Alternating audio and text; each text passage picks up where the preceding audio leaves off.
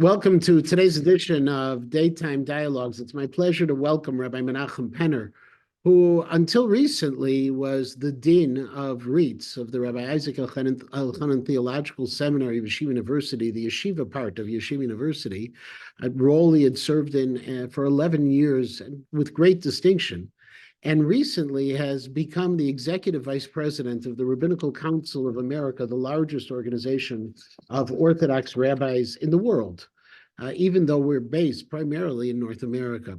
Rabbi Penner, thank you so much for joining me. I really want to talk to you today about this new role and these new opportunities about rabbis in America.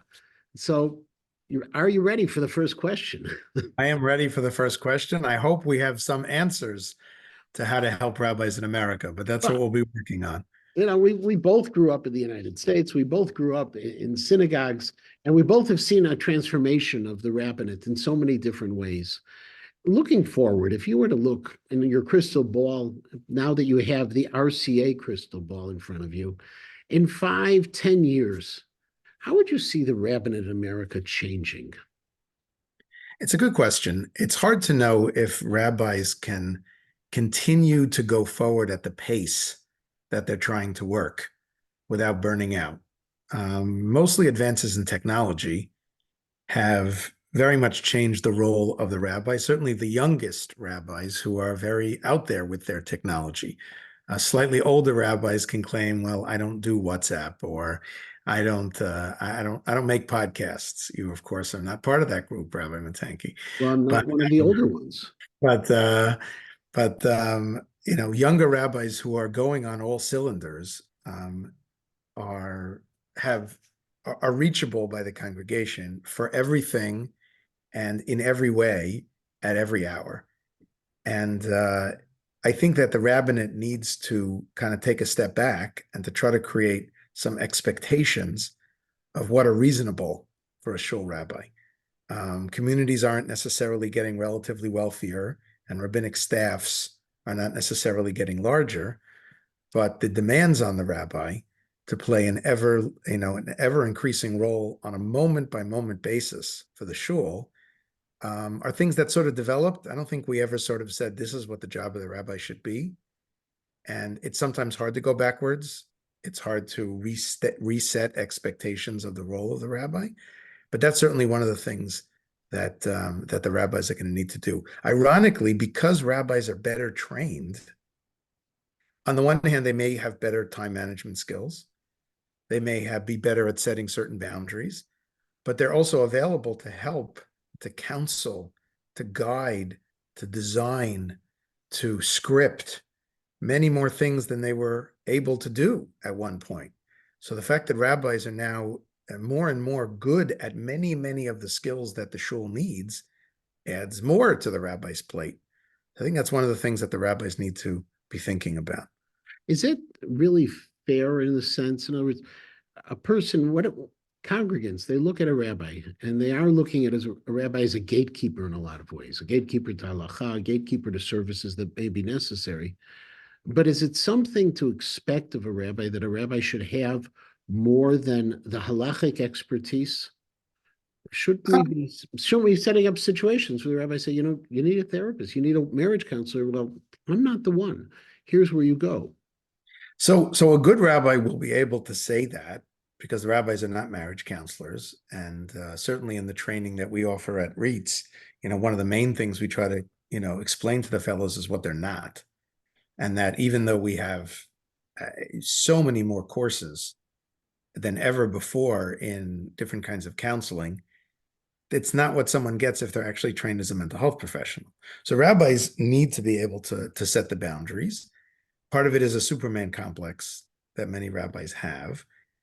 But you don't want it to go too far. Years ago, there was an effort, I don't know, maybe you were involved in this or in the discussions in the RCA to consider breaking down the role of the rabbi and trying to say that maybe the rabbi should have this function in the shul, but the shul should hire a social worker and the shul should hire a ritual director, and the rabbi should be limited. And I personally felt that was going to hurt the rabbinate, because at the end of the day, what a rabbi needs is points of contact with the members of the shul. What I try to explain to the fellows in Smicha is that the role of the rabbi is ultimately to help people get closer to Hashem. That's the role. How do you do that? Well, this is a big discussion, but there are two things that the rabbi needs. Number one is a connection, a personal connection with someone. And the second is the wisdom, the insight of what to suggest, how to explain to them, what to suggest is the next step, how to give over Torah in a powerful way. Those are two very separate things. And only if the rabbi has a personal connection with someone and has a good idea, can help them move forward, is it going to work. Once a rabbi pulls out of various areas of congregants' lives, he'll save a lot of time, but he also won't necessarily be able to create those kinds of personal relationships. Even in terms of psak halacha, the rabbi who's a shul rabbi is a very different sort of posek or guide in halacha than, let's say, an Israeli model where you're calling someone who you don't have a connection with. Halacha is certainly best explained and decided with a real understanding of the people that one is talking to. So it's a challenge because all of these different types of technology and all these responsibilities, all the difficulties I've described have given rabbis opportunities to create those kesharim, those connections with the people in their congregation. The question is, can you allow them all to be open, but to create limits on them, to create some sort of outer limits of what's to be expected? It's a very difficult line to walk. But rabbis need to be able to utilize many, many different avenues to make close connections with people. In my shul, for example, in Holliswood, we were always known for the theater. We had a Purim spiel that we started working on in Hanukkah, and it was a big deal. It was a full production, 90 minutes, backdrops, cast album. I mean, it was a pyrotechnic. We once almost burned down the shul with this fake explosion on stage. But what it did was it allowed the rabbi who was at all the rehearsals to really develop very, very close relationships, especially with people who weren't necessarily always rank and file minyan men, so whatever tools a rabbi has to create those connections are key, but the rabbi has to figure out how to balance. About a dozen years ago, when I was the president of the RCA, I think the big challenge we were facing as an organization was finding the boundaries. What I once referred to is that we have a very big tent, but we need to know where the material stops and where it doesn't. What do you think is the big item on the agenda for the RCA today? I think that I'm coming in at a time where a lot of those ideological lines have been decided. I think that certainly if we look to our left, the whole issue of the openness of halacha to significant change, not the kind of change that is organic within halacha, but the kinds of changes that represent a different way of looking at and taking halacha. So there'll always be individuals, and they should continue to thrive and be well and get close to Hashem. But I think that ideological battle on the left is not raging in the way that it was, let's say, 7, 8, 12 years ago in terms of that. To the right, I think that the boundaries are softening as well. I think that on the one level, the modern Orthodox community is, as it continues to trend a little bit more to the right.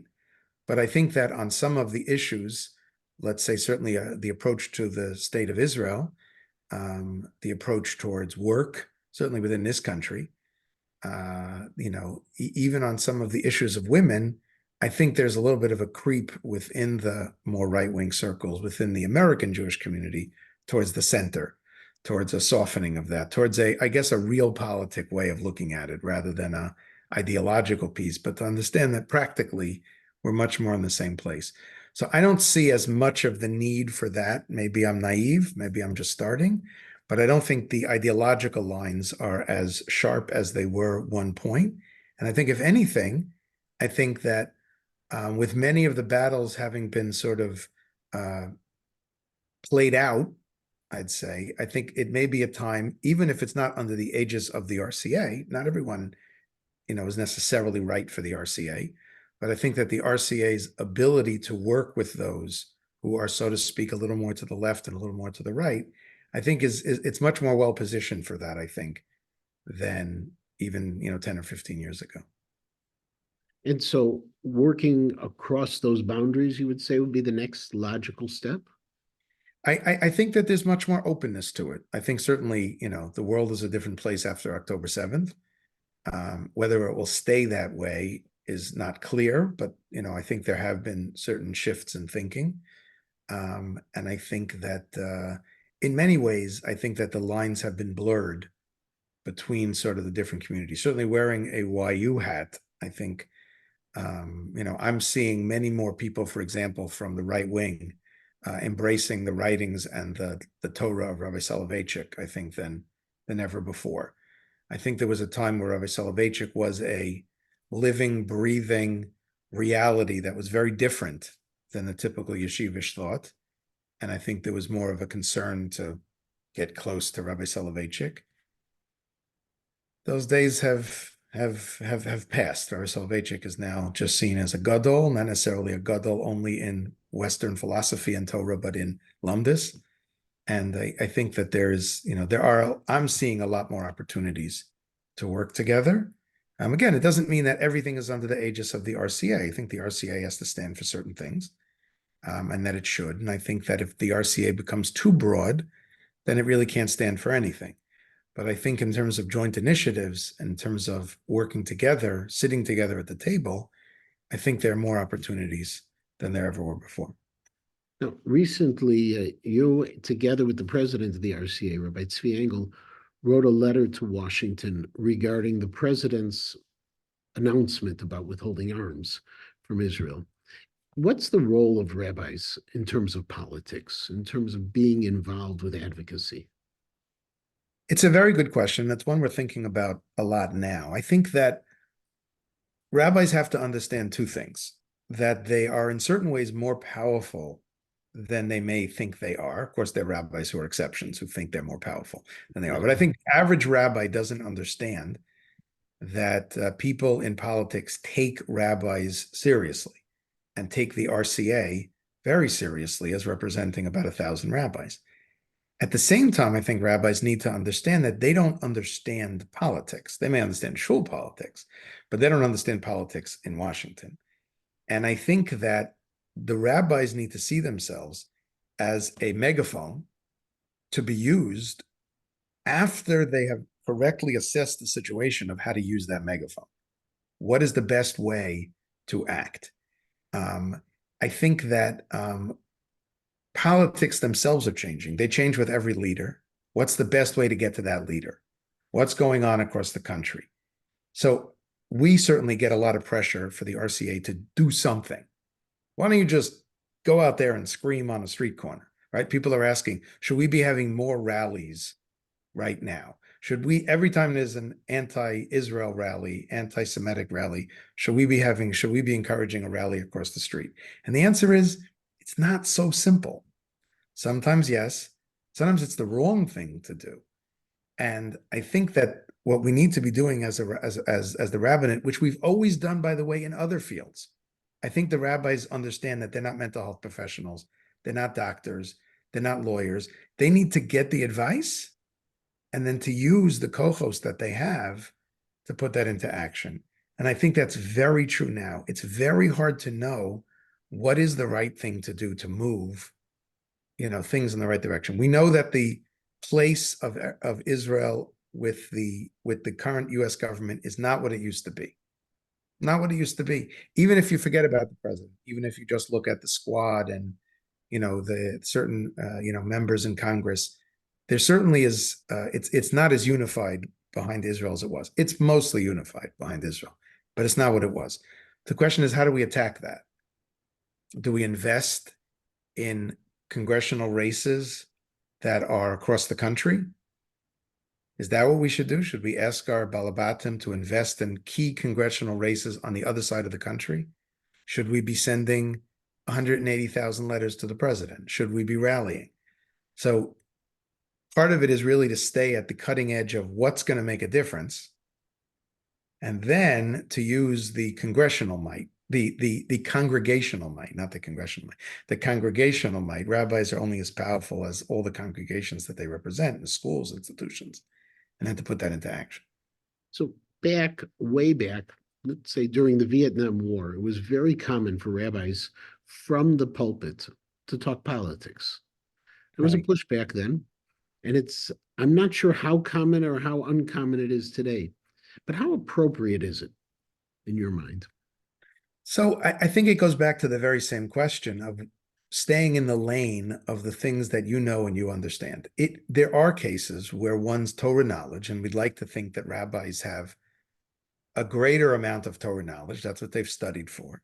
That's what they've become, a better understander of what the thought of HaKadosh Baruch Hu is, to the extent we can understand that. There are times where that directly reflects an issue in politics, where because I read this Sefer, therefore I have an insight into politics that the common person wouldn't have. But very often when we talk politics from the pulpit, we're doing it because it's our opinion and we think we understand politics better than the people in the pews. I had the great zechus of doing my rabbinic internship at a young age. I think I was only 22 in Lincoln Square Synagogue, where I had the zechus of sitting before ambassadors and people involved in government and professors. And I knew one thing. I knew a lot less about any geopolitical issue, any political issue than the people sitting in front of me. So it would have been silly for me to weigh into that. So I think that's really the question. With what are you coming to the table? Rabbis, I think, need to be able to speak about things that they know about. And when you start speaking about politics, if you don't really understand politics, then that reflects whether you really understand the Torah that you're sharing as well. So I'm a bigger fan of rabbis sticking to the topics they know, being competent in those things, admitting when they don't know. By the way, that's important too. Admitting when there's something in Torah that they don't know and they need to look up and they need to. But I think that there's an unspoken pact between a congregation in the pews and the rabbi. And the rabbi has to stick to his side of the pact when he gets up to speak. And I think speaking about things that he doesn't particularly know that much about is a violation of that pact.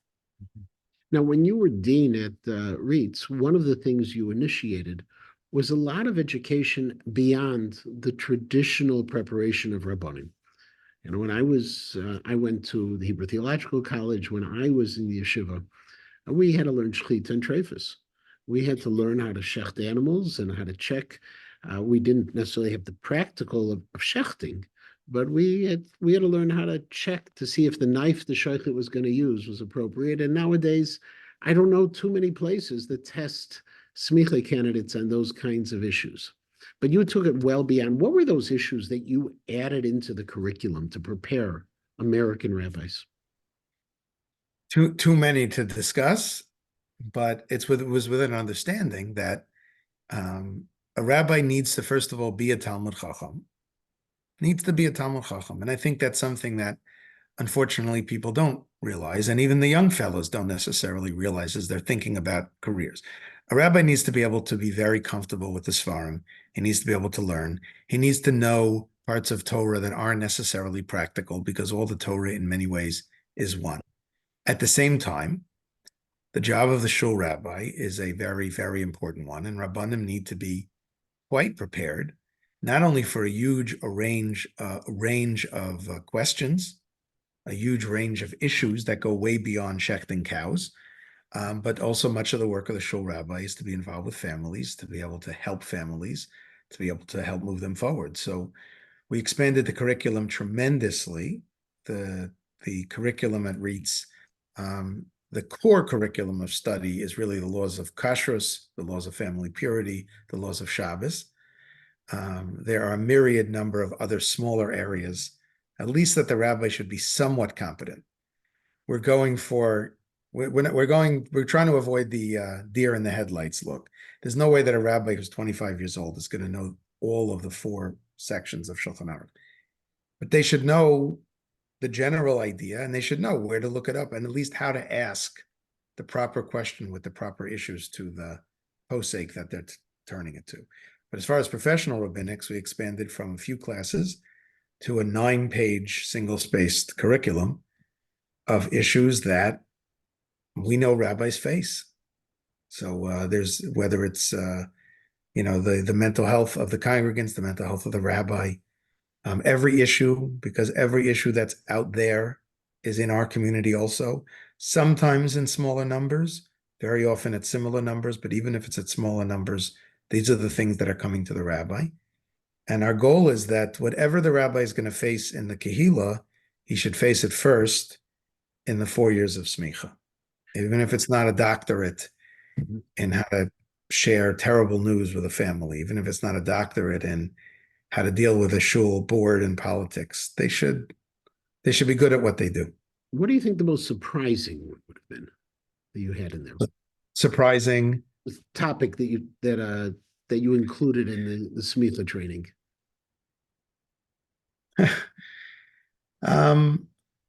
I think as time went on, we understood the need to train rabbis in some very, very serious issues in the community that we'd like to think are not inherent in our shuls, that are not going to come to our doors. Issue of adultery, issues of incest, issues of significant crimes committed by members of the shul or their families. I wouldn't necessarily think that a rabbi, would need a session about what bail is and what, how to deal with the early cases of someone who is arrested and stuff like that. But that is the reality. People, whatever's going on out there exists in our community. As I said, the goal of the Torah or the effect of Torah is not to get rid of everything completely. It's to move that bell curve. So hopefully there's less in our communities. But certainly a rabbi who is known to be someone you can go to with problems is going to receive these inquiries. And we're talking about life-saving stuff when we're talking about issues of that. But some of those were really hard when we realized we had to bring those issues into the curriculum. Time is winding down, so we have just time for a little bit more, but I want to throw in a big one. Okay. The RCA is the largest organization of what we would call either centrist Orthodox or modern Orthodox rabbis. Yeshiva University is the training ground of the centrist Orthodox, modern Orthodox world. What's modern Orthodoxy? It's a good question. It's probably a 2-hour curriculum, but I think that modern Orthodoxy is the commitment to certain basic ideas, which include, but aren't limited to, the religious importance of the state of Israel, the value of work, value of going to work, the role of people who are not of the Jewish faith, their value in God's eyes, the role of the woman within religion, and the place that she should assume in a public way as well as in a religious way. The goal of outreach, which is a different view, I think, than those somewhat to the right. The goal not being simply to make people Shomer Shabbos, but to educate people ba'asher him sham, where they are.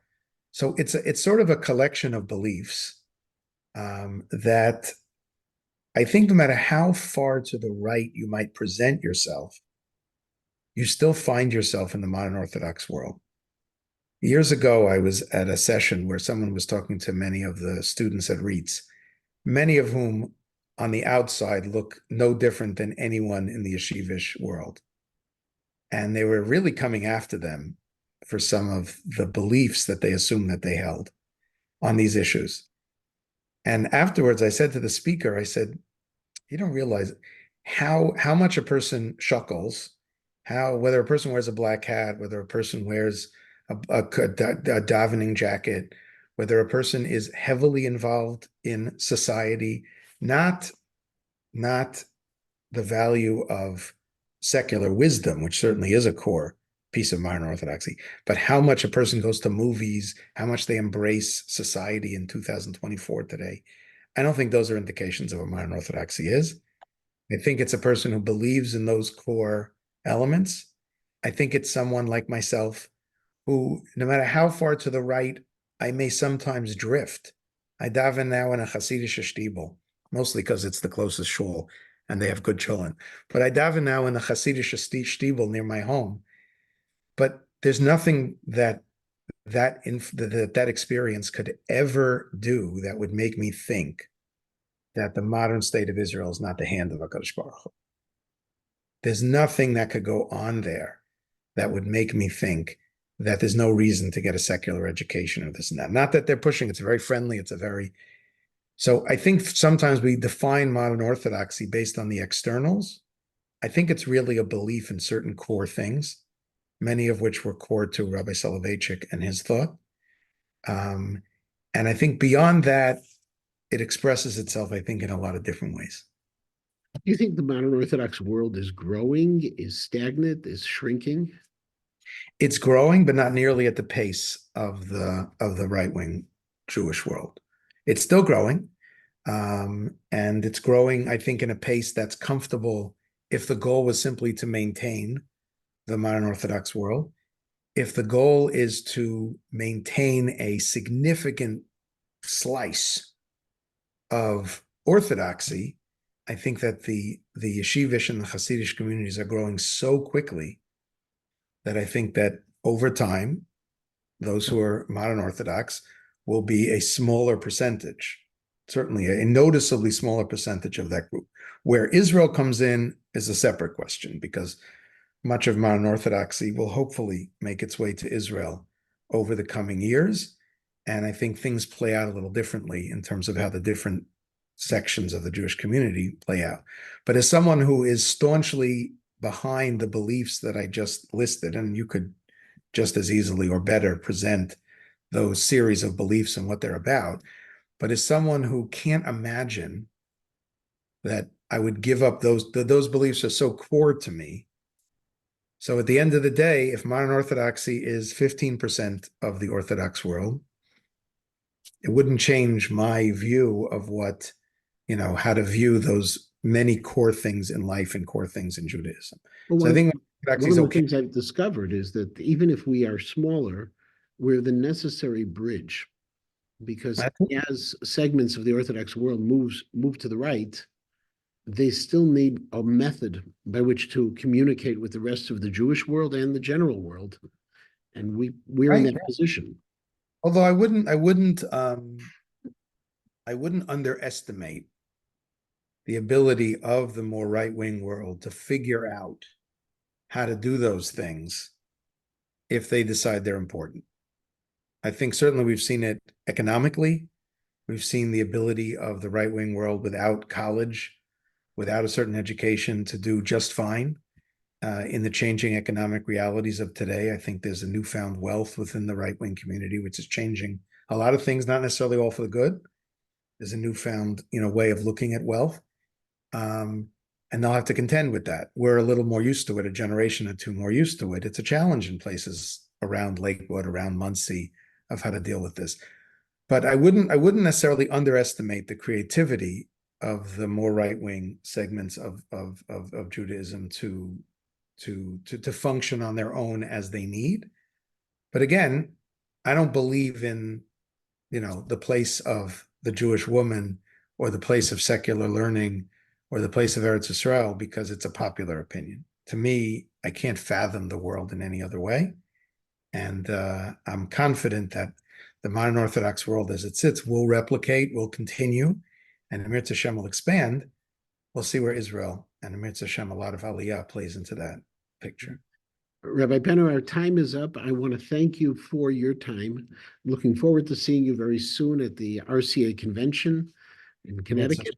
And great to see you and to talk to you. And looking forward to all of the wonderful things you'll now be bringing to the rabbinic community, not just the rabbinic students, but the rabbinic community in America and around the world. Thank you so much for your time. Bye-bye. Have a great day. Bye-bye.